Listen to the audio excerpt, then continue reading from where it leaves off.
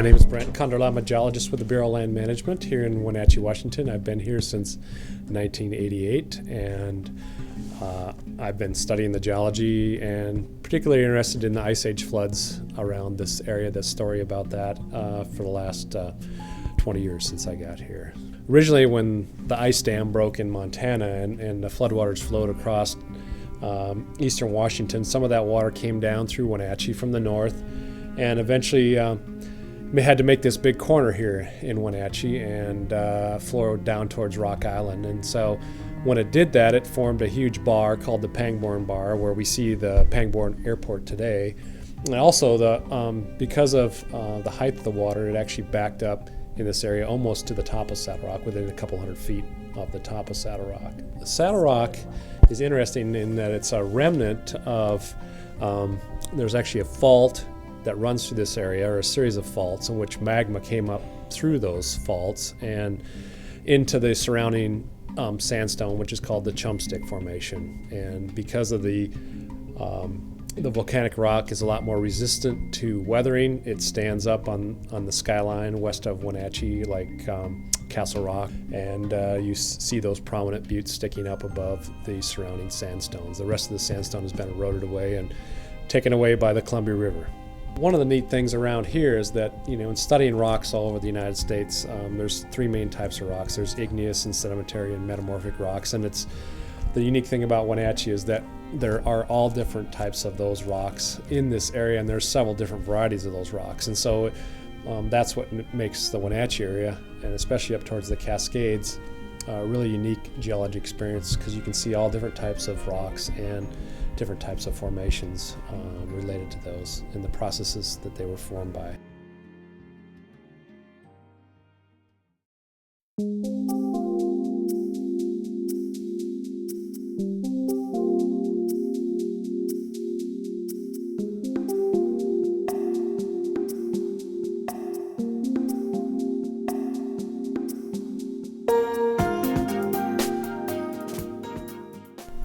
My name is Jan Cook-Mack, and I'm a landscape painter in Wenatchee. I like Saddlerock. I like painting on site because when you're out in the weather, the light's changing and the painting pulls the energy from the landscape into itself that way. I like painting Saddlerock because you can see it from almost everywhere in Wenatchee, and it has a great story that goes with it. Several years ago, I painted a mural downtown. It's 120 feet long, so we rented a snorkel lift so we could get to the top. And we started at the top and painted it in the snorkel lift until we got close to the street, and then we put up a scaffold and painted it from the scaffold. Right now I'm working on a painting of a hiker, Lisa Penny, whose son is my student, and he took this photo of her climbing up Saddlerock and looking over the Wenatchee Valley. And you can see the Columbia River winding into the landscape.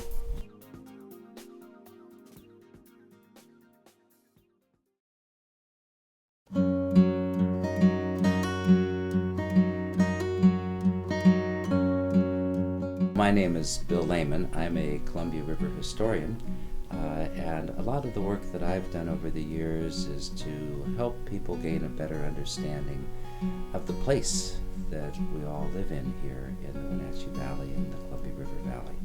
So the story that I'd like to share this morning with you is the story of a formation that we call Saddlerock. But to native people, to the indigenous people that lived in the valley here, they didn't really regard it as Saddle Rock. They regarded it as two bears fighting. Now, in those days, things worked a little differently. Black Bear and Grizzly Bear were both the wives of the same husband. They had very different personalities, though.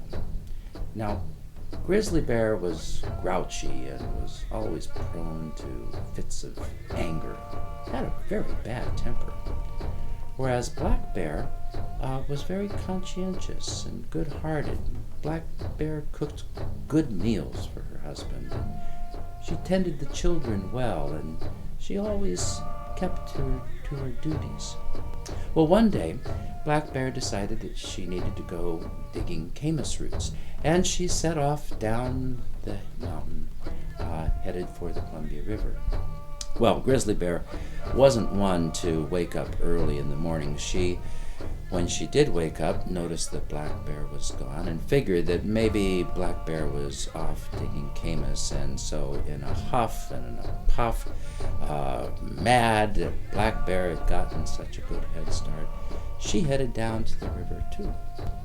Well, when Grizzly Bear finally got to the camas grounds, Grizzly Bear didn't go about digging camas right away because, remember, she was quite jealous and she was spying on Black Bear. Finally, Grizzly Bear realized, I better get something, so she began tearing up their camas grounds, doing all kinds of damage to the camas, and they began quarreling, as they often did, and this fighting went on for days and days and days.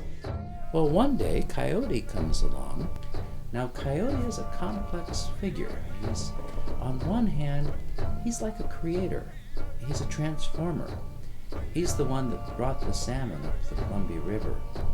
And he camps down below where the place we know as Saddlerock, and see these two bears fighting up on top of the hill, and he gets tired of all of this bickering and fighting, and he says, this will not do.